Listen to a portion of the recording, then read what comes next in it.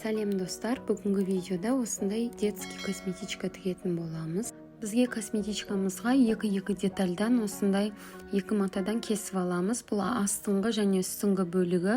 Главный соны размерін белгілеп алсақ, менде 20-30 болды.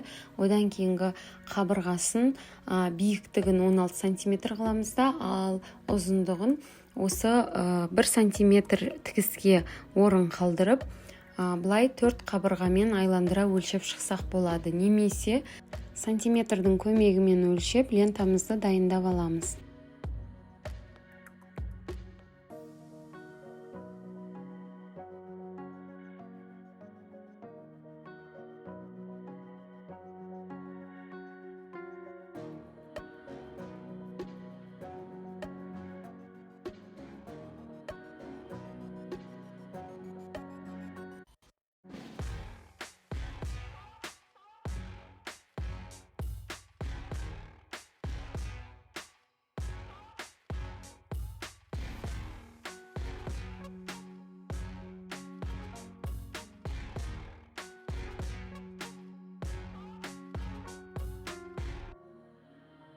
Әр деталіміз 2-2 штуктан кесілгеннен кейін бізге міндетті түрде синтифонды тура сол көлемде етіп, бір қабат синтифонды қойып кесіп аламыз.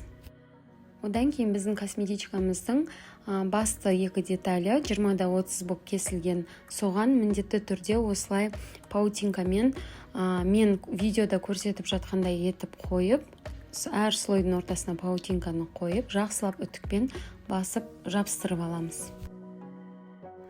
Қабырғамыздың биіктігі бізде 16 см, бұны да паутинкамен синтифонға отырғызып аламыз. Бірақ подкладын әлі қоспай тұрып, осылай біздің биіктігі 16 см-мізді 10 және 6 см-ге бөліп, ортасынан осылай кесіп шығамыз. Бұл жерге қазір замок тігілетін болады.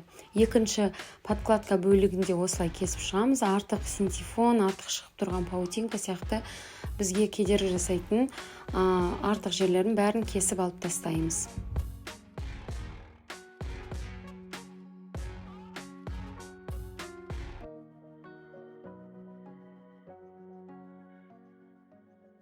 Біз енді косметичкамызды тігетін боламыз.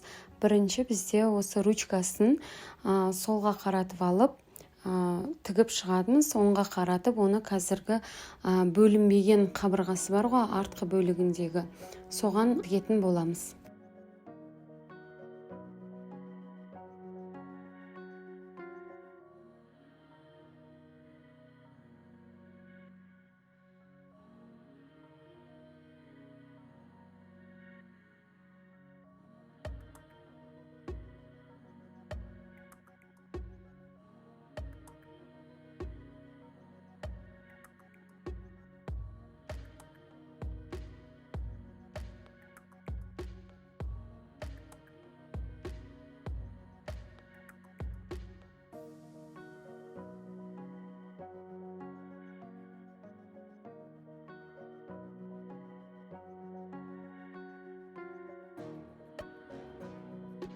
Ендігі кезекте біз жаңағы қабырғамызға замогымызды қойып, тігіп шығамыз.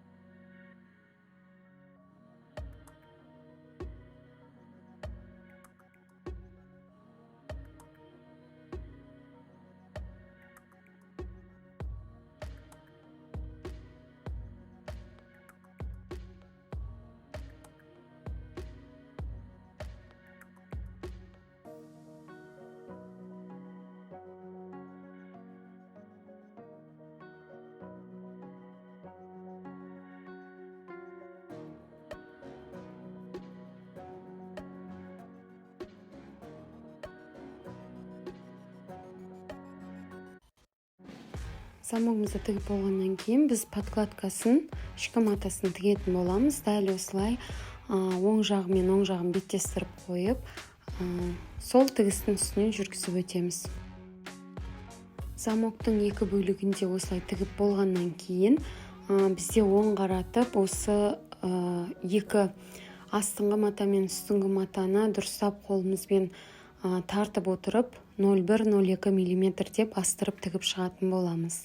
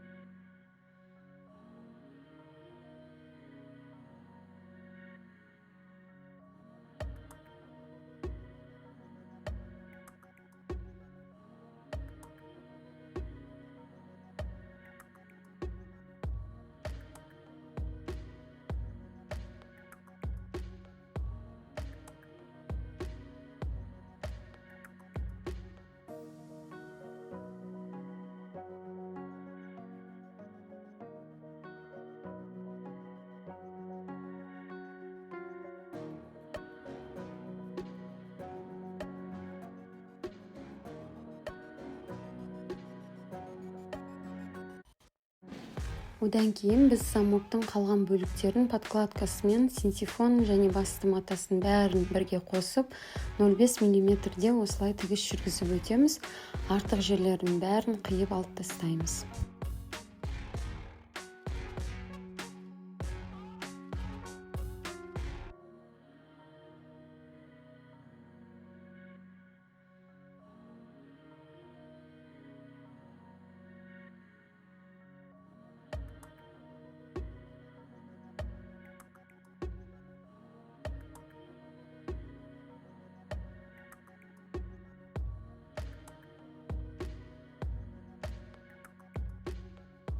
Замогымызды тексеріп көреміз. Бізде бәрі дұрыс шыққан. Енді міне қабырғасы дайын болғандықтан келесі этикеткамызды жабыстырып алып, косметичканың артқы бөлігіне, ручкасы тігілген бөлігіне тігетін боламыз.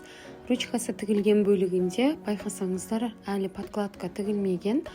Қазір осы процесстен кейін подкладкасын тоже қосып тігетін боламыз.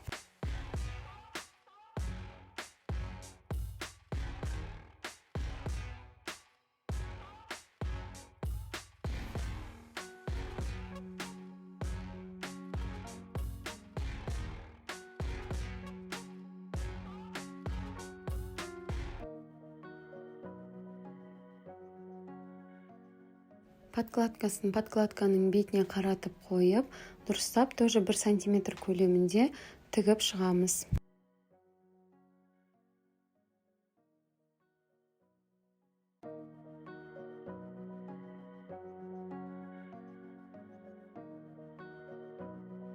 Тігіп шыққан бөлігімізді осылай 0,1-0,2 мм деп бастырып тігеміз.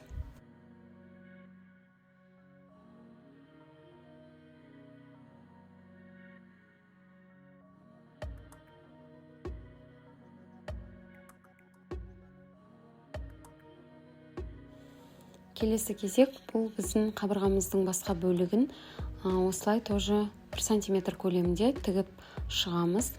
Одан кейін подкладкамызды да дәл солай подкладканың бетіне дұрыстап қою арқылы булавкалармен қадап тігіп шығатын боламыз.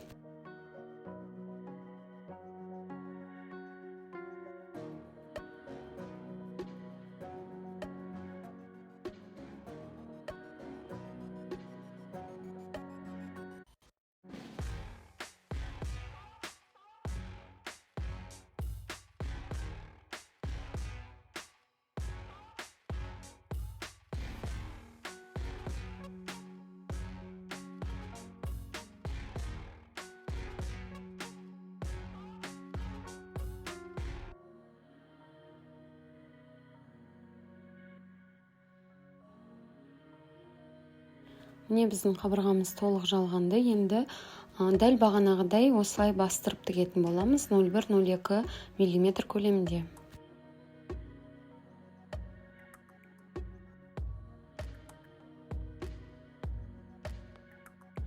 Біздің енді қабырғамыздың подкладкасы мен басты матасын қосып 0,5 сантиметрінде осылай тігіп шығамыз. Артық жерлерін қиып тастаймыз.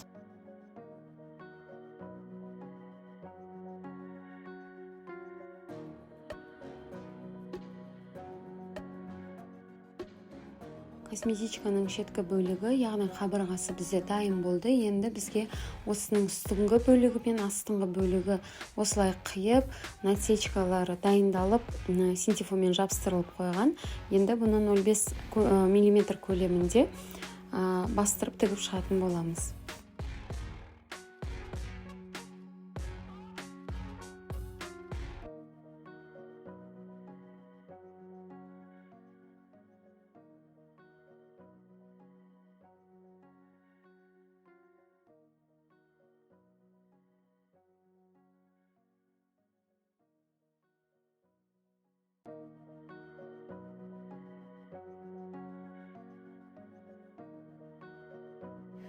Дайын болған басты бөлігімізді астынан үстінен без разница осылай насечка центрлеріне қойылған болатын, кішкене қиылып қайшымен. Сол бөліктерін булавкамен қадап аламыз, одан кейін осылай 1 сантиметр көлемінде тігіп шығатын боламыз.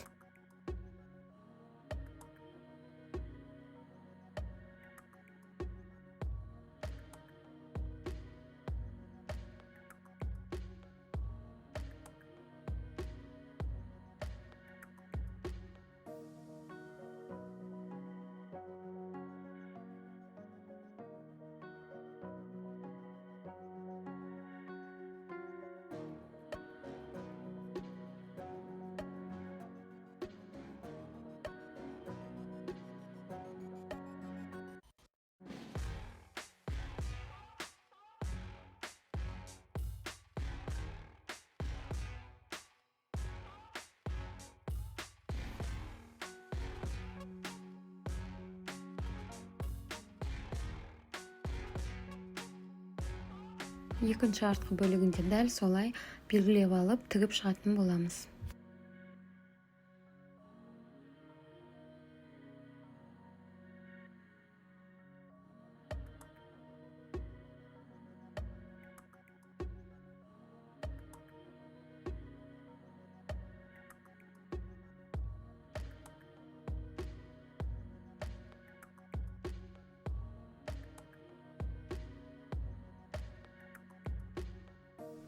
Тігіліп болғаннан кейін біз осы тігілген бөлігімізді кішкене қайшымен 0,5-0,7 мм-ге кесіп шығатын боламыз.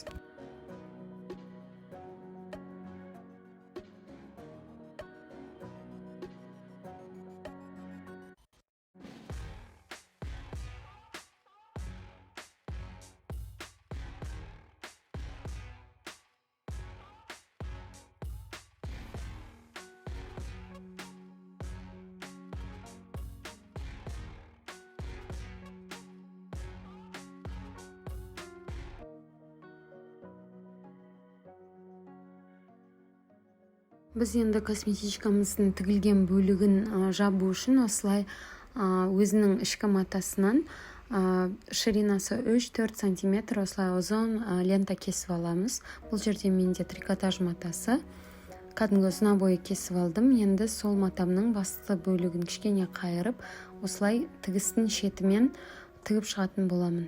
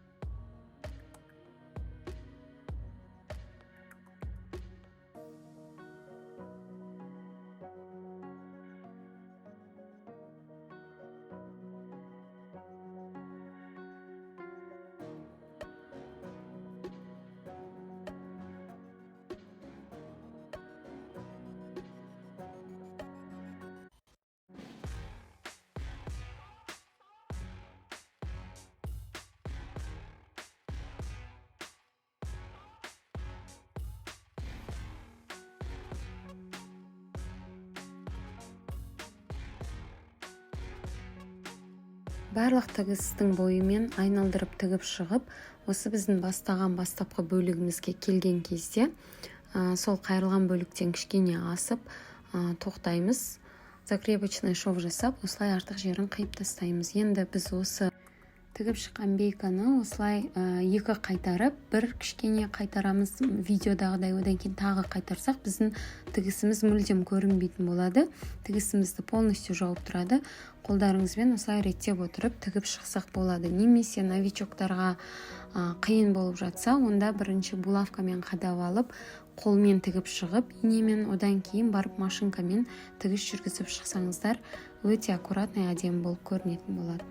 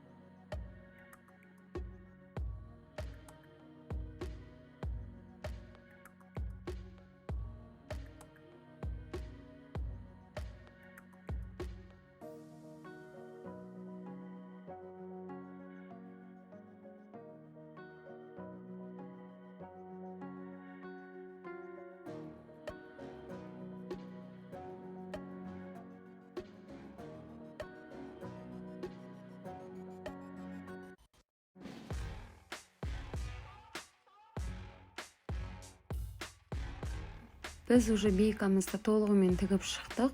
Енді артық жіптерін қиып тастап, осылай косметичкамызды оң бөлігіне аударып, немесе паровой үтікпен дұрыстап бұрыштарын үтіктеп жіберсеңіздер болады. Біздің косметичкамыз 3 размерде тігілді.